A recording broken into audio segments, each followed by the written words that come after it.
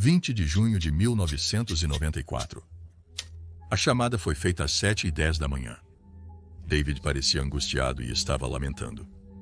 Dentro de minutos, às 7h20 da manhã, os oficiais Kim Stevenson e Jeff Wiley estavam na rua 65.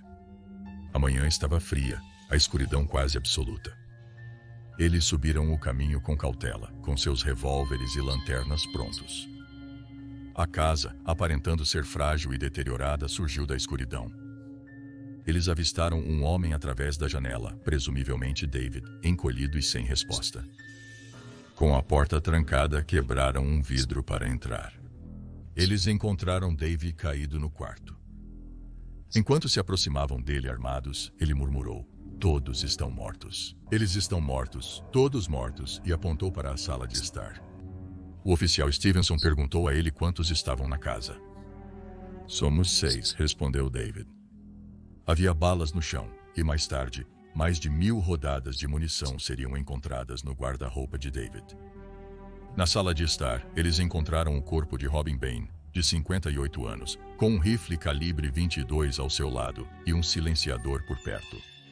Ele tinha uma única ferida de bala na têmpora esquerda e caiu devido ao impacto. O rifle ainda tinha 2 balas nele, e um segundo carregador no chão tinha 3 balas. Ao explorarem a casa, eles ficaram surpresos com a bagunça. Os quartos estavam bagunçados e o cheiro era insuportável.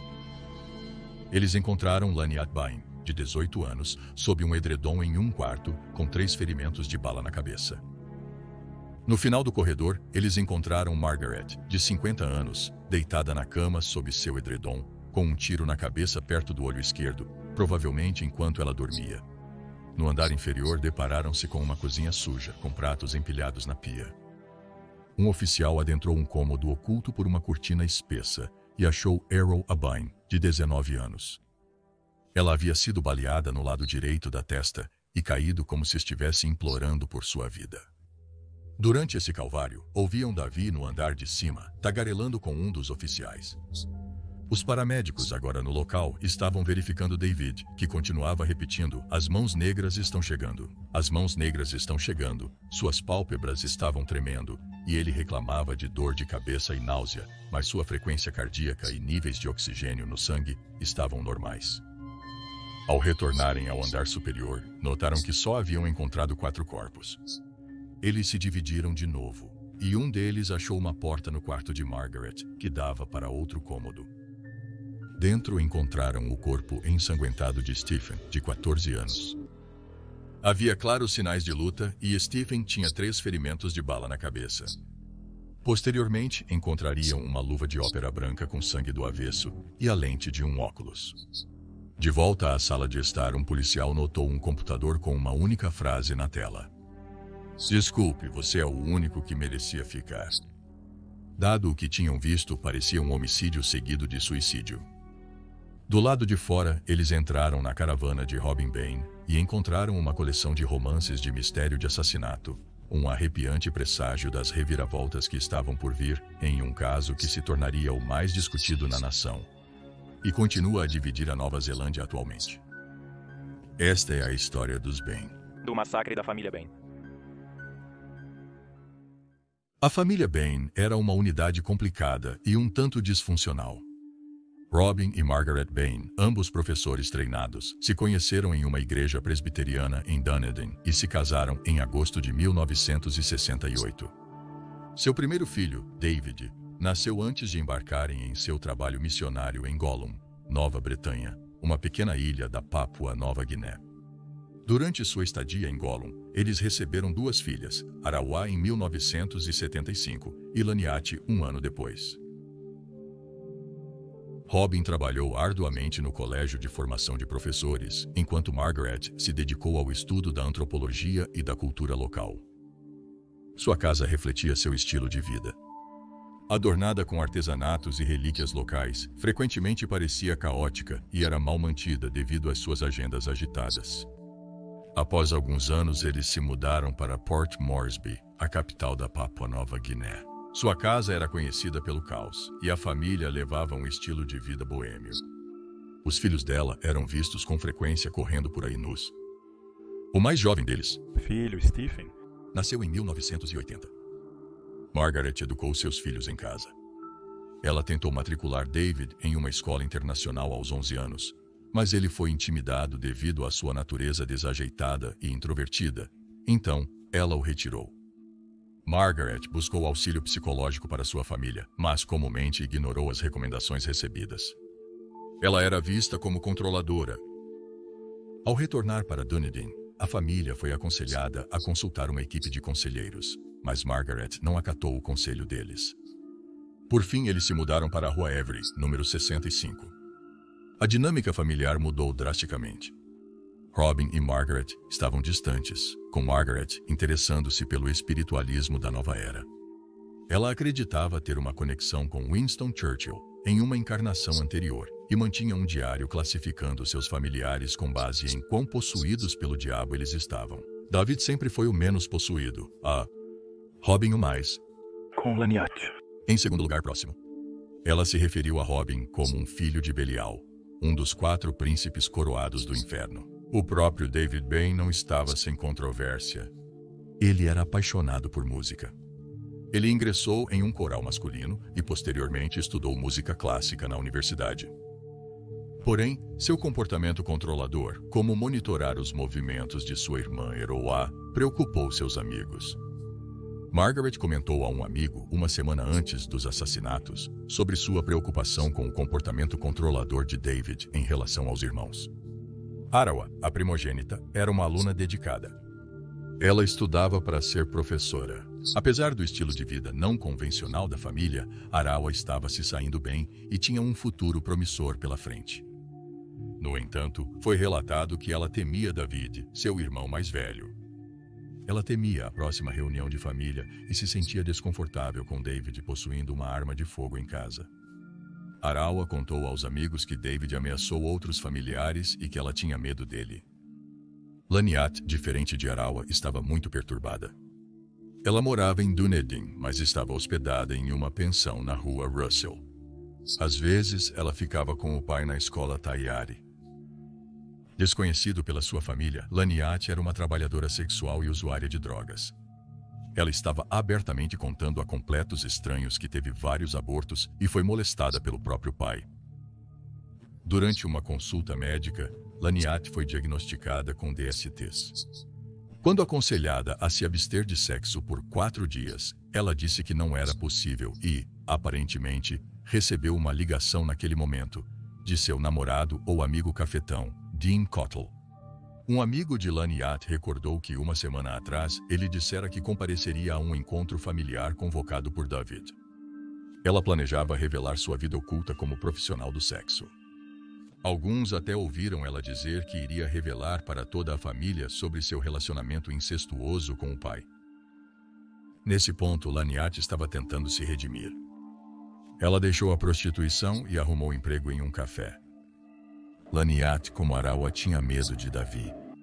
Stephen, o caçula, tinha apenas 14 anos e ainda frequentava a escola naquele período. 2 semanas após o terrível incidente, a casa da família Bain, em Dunedin, foi incendiada pelo Departamento de Serviços de Incêndio, a pedido do Family Trust, e com a aprovação de David Bain. Eles eram uma família complicada, mas os chocantes eventos de 20 de junho de 1994 foram além das expectativas de qualquer um. A polícia enfrentou uma tarefa desafiadora, reconstruindo os eventos que levaram a essa cena horrível. Eles tinham apenas uma testemunha e uma casa cheia de pistas, mas também contradições e mistérios. Eles encontraram roupas molhadas, recém-lavadas, penduradas. Eles se perguntavam por que alguém faria a lavanderia em um dia tão trágico. No início, investigadores pensavam que era um assassinato seguido de suicídio pelo pai Robin Bain, que tirou cruelmente a vida de 4 familiares, deixou uma nota no computador e depois apontou a arma para si mesmo, poupando apenas o filho mais velho. Estatisticamente, em assassinatos seguidos de suicídios semelhantes em famílias, 95% das vezes é o pai quem comete o crime. No entanto, após examinar as evidências, a história simplesmente não parecia fazer sentido. Eis o porquê. Robin era destro, mas foi baleado no lado esquerdo da cabeça. uma maneira estranha e desconfortável de posicionar o rifle antes de atirar em si mesmo. Não havia sangue nas meias de Robin, apesar de haver pegadas ensanguentadas pela casa e sangue da luta violenta no quarto de Stephen. Foi encontrado sangue em sua calça de moletom e uma mancha em sua unha. Acreditava-se que esses eram do próprio sangue de Robin, mas nunca foram analisados para confirmar sua origem. A luva ensanguentada encontrada no quarto de Stephen pertencia a David. Por que Robin usaria as luvas de David se ele planejava tirar a própria vida? Além disso, Robin tinha luvas de couro em sua van que poderia ter usado. Não foram encontrados vestígios de pólvora nem impressões digitais de Robin na arma, apesar dele não estar usando luvas quando seu corpo foi encontrado ao lado dela. O rifle usado pertencia a David e geralmente era guardado em seu quarto, junto com uma chave reserva em um pote, que era necessária para obter o mecanismo de desbloqueio do gatilho do rifle. David havia dito que ele era o único que sabia onde a chave reserva era guardada. Então, se Robin fosse o assassino e David não estivesse envolvido, Robin teria que obter a arma, a munição e os carregadores, encontrar a chave reserva, o desbloqueio do gatilho e as luvas de ópera na gaveta de David antes de realizar sua série de assassinatos. Depois de terminar, ele iria para a lavanderia, trocaria de roupa, lavaria as roupas e penduraria as roupas anteriormente ensanguentadas para secar. Depois disso, ele iria para a sala do computador e digitaria uma mensagem que diria: "Desculpe, você é o único que merece ficar." Apesar de ser professor de inglês e conhecido por seu amor pela leitura e caligrafia, ele digitaria essa única frase no computador, no passado. Segundo amigos e familiares próximos a Robin, eles esperavam ao menos um toque pessoal ou poético em sua mensagem final. Por fim, apesar de ser destro, Robin atiraria em si mesmo à esquerda de sua cabeça, em uma posição desconfortável, ou usaria sua mão esquerda para puxar o gatilho. Milagrosamente, apesar de não estar usando luvas, não haveria impressões digitais no rifle ou vestígios de pólvora em suas mãos. Robin também teria que fazer tudo isso enquanto seu filho mais velho, David, estava fora fazendo sua entrega de jornais. Robin costumava viver fora, na caravana, e só entrava em casa às 7 da manhã, para rezar na sala de estar. A entrega de jornais do David começava por volta das 5h45 da manhã e ele estaria em casa às 6h45. Essa seria a janela para Robin cometer seu crime, se ele o fez. Pessoas próximas aos Baines mencionaram que David não se dava bem com seu pai, e ficaria do lado de sua mãe. Então por que Robin escolheria poupar o filho que menos gostava dele? Para a polícia, David parecia o único suspeito lógico e David Bain foi preso 4 dias depois.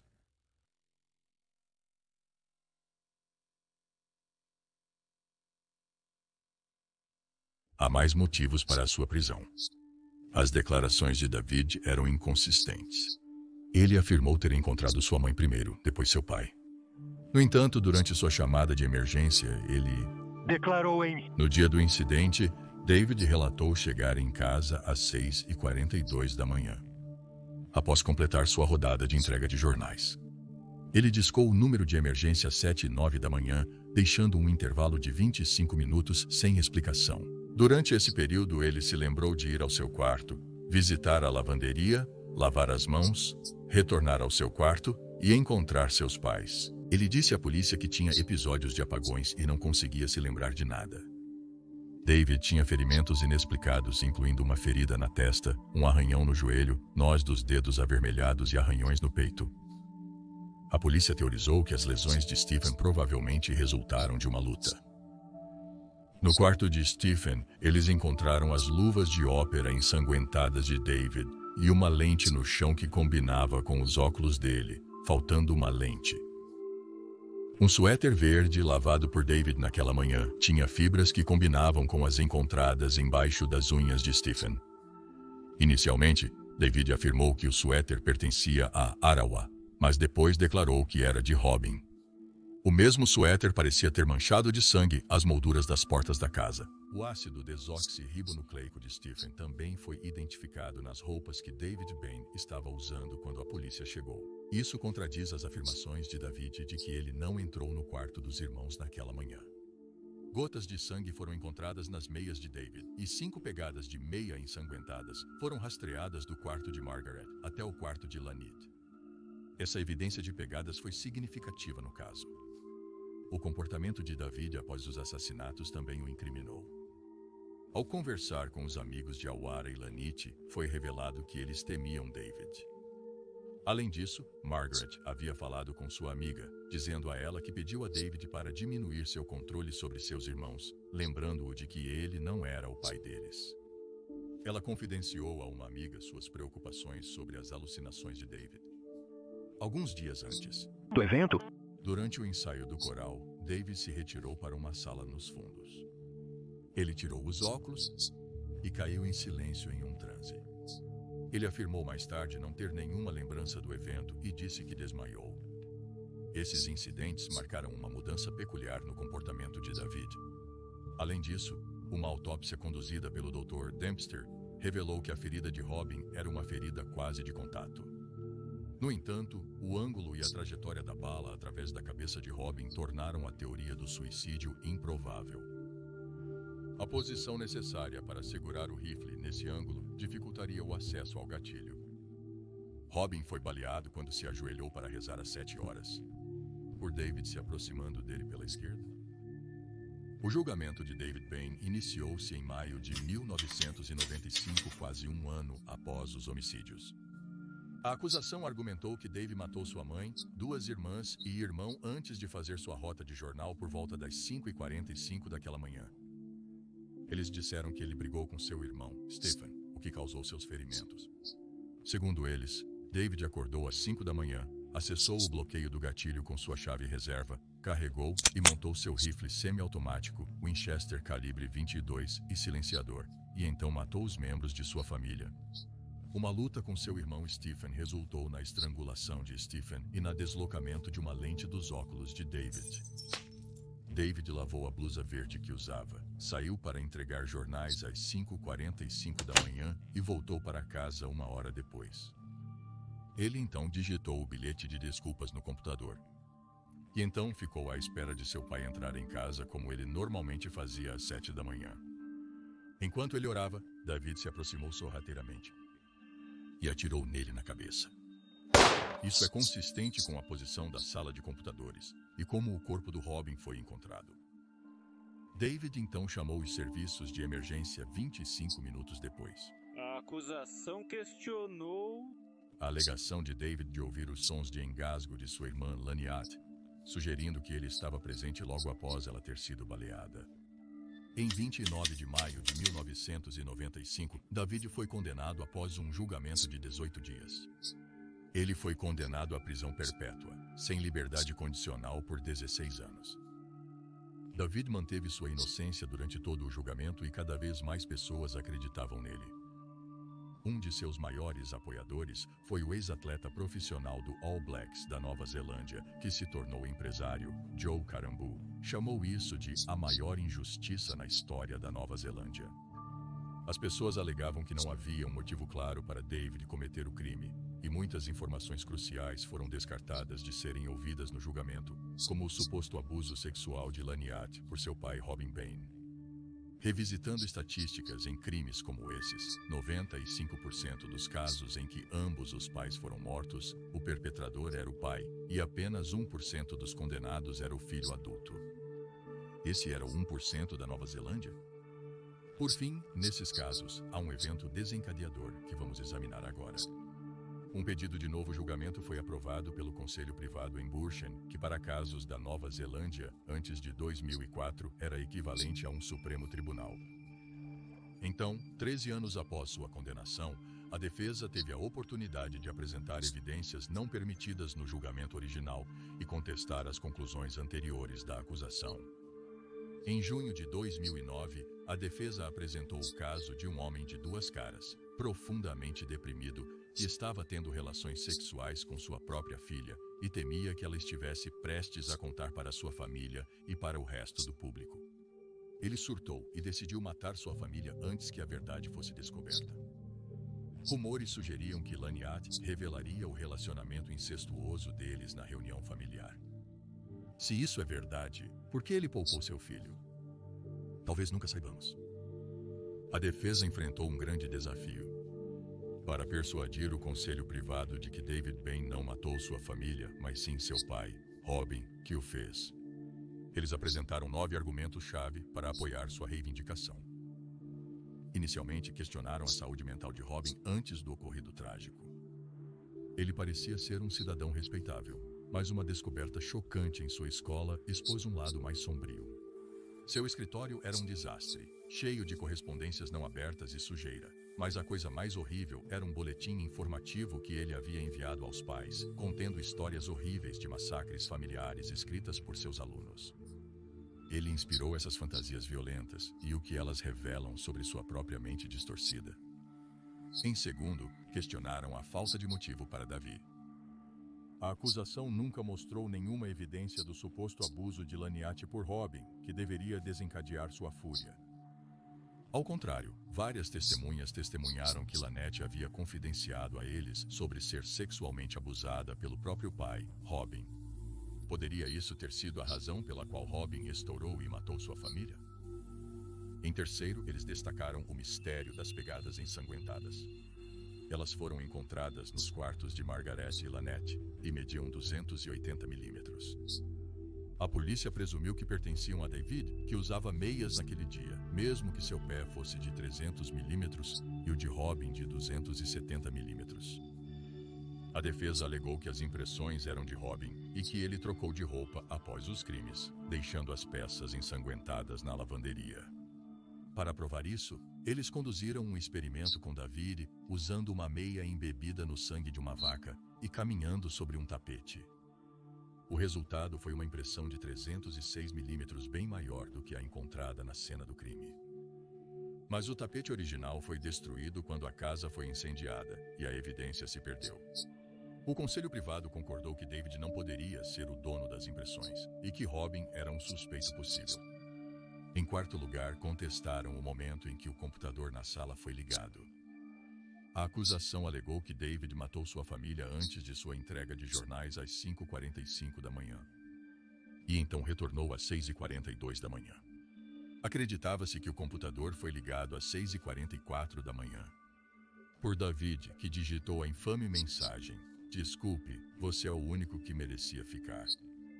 Mas a defesa mostrou que o computador poderia ter sido ligado já às 6h39 da manhã, quando David ainda não estava em casa, sugerindo que Robin poderia ter feito isso.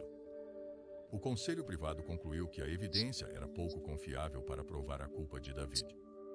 Em quinto, contestaram o horário que David chegou em casa. Uma testemunha chamada Denise Laney disse que viu alguém parecido com David às 6h45 da manhã. Ela achou que o relógio do carro estava adiantado e a polícia confirmou que estava correto.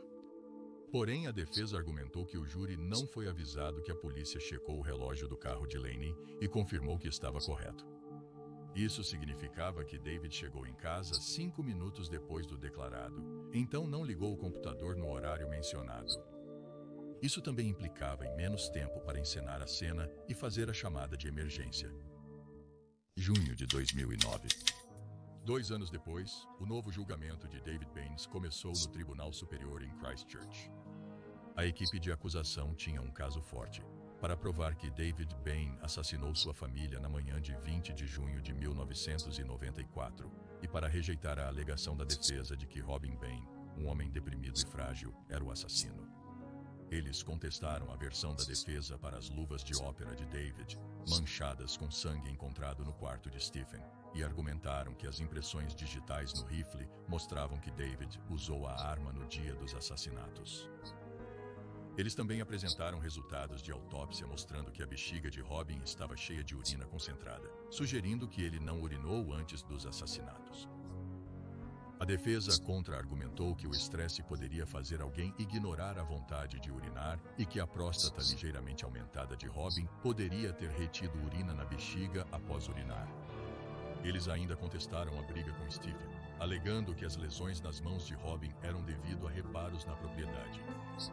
Mas a análise dos patologistas australianos, conforme relatado por Joe Karam, mostrou lesões graves em ambas as mãos e juntas de Robin.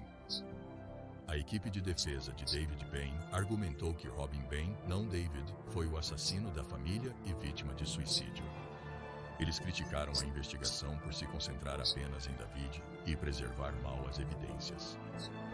Testes forenses revelaram marcas no polegar direito de Robin, consistentes com resíduos de pólvora de recarregar um rifle. Entretanto, isso ainda é contestado por outros especialistas forenses até hoje. Alguns acreditam que se parecem mais com cortes, provavelmente de abrasões causadas pelo trabalho manual em casa que ele costumava fazer. A defesa argumentou que Robin, apesar de destro, poderia ter atirado em si mesmo no templo esquerdo, conforme demonstrado pelo especialista forense Philip Boyce. Testes de pegadas ensanguentadas mostraram o pé de 300 mm de David. As impressões de meias ensanguentadas eram em média maiores que as impressões de 280 mm encontradas na cena. As pegadas na cena estavam mais próximas do tamanho de pé de 270 mm de Robin do que de David. 27 de maio de 2009, às 9 da manhã. O júri retornou após deliberar por quase 8 horas. O veredicto foi lido às 12h45. David Bain foi absolvido em todas as 5 acusações de assassinato, no que é o julgamento mais caro até hoje na Nova Zelândia. Ele passou 13 anos na prisão e finalmente foi Um homem livre. Em 2012, o aposentado juiz da Suprema Corte canadense, Ian Binney, revisou o caso e criticou a investigação da polícia de Dunedin por erros graves, sugerindo um acordo para Bain. Os principais erros incluíram não testar as mãos de Robin ou David para resíduos de disparo de arma de fogo, destruir possíveis evidências das raspagens das unhas de Robin e queimar prematuramente a cena do crime, o que destruiu evidências vitais como o carpete com pegadas e os diários e cartas de Lanyard. A ausência de carimbos de data e hora em fotos e vídeos também levantou dúvidas sobre a lente encontrada no quarto de Stephen. A investigação e entrevista do juiz Binney com David Bain têm sido muito debatidas. Sua recomendação, considerada tendenciosa a favor de Robin e desconsiderando evidências, foi rejeitada pelo governo neozelandês. Por outro lado, o relatório do juiz australiano aposentado Ian Callinan contradisse as conclusões de Binney, afirmando que a inocência de David Bain não foi comprovada no novo julgamento. Bain recebeu um pagamento ex gratia de $925 mil sob a condição de não haver mais ações legais, indicando um contínuo ceticismo do governo sobre sua inocência. Este caso gerou muita controvérsia e dividiu a opinião pública sobre se o primeiro julgamento foi justo ou não. Alguns acreditam que as acusações de Lanyard não eram confiáveis ou verificadas e mancharam a reputação de Robin Bain, sem provas de que ele já a abusou. Michael, irmão de Robin Bain, afirmou que ninguém ouviu sobre o abuso de Lanyard e está decepcionado que David não se manifestou contra isso.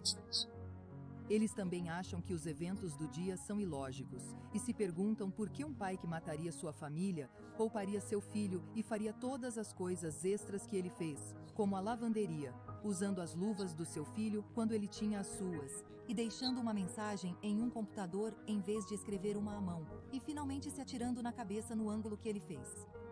Ele parecia querer incriminar seu filho ou deixar essa possibilidade em aberto. Por outro lado, apoiadores leais de David como Joe Karam acreditam que uma grande injustiça finalmente foi corrigida. O que é óbvio, no entanto, é que a investigação policial inicial poderia ter sido mais minuciosa, coletado mais provas forenses e não deixado a casa ser destruída por um incêndio apenas 2 semanas após o crime. Isso deixou muitas questões em aberto, que seguem sendo debatidas por especialistas da área. Qual é a sua opinião sobre o que realmente aconteceu naquela manhã de 20 de julho de 1994? Deixe seu comentário abaixo com suas ideias. Se você gostou deste vídeo, por favor, dê um like e considere se inscrever se ainda não estiver. Veja meus outros casos na tela. Mantenha-se curioso, fique vigilante e sempre busque a verdade.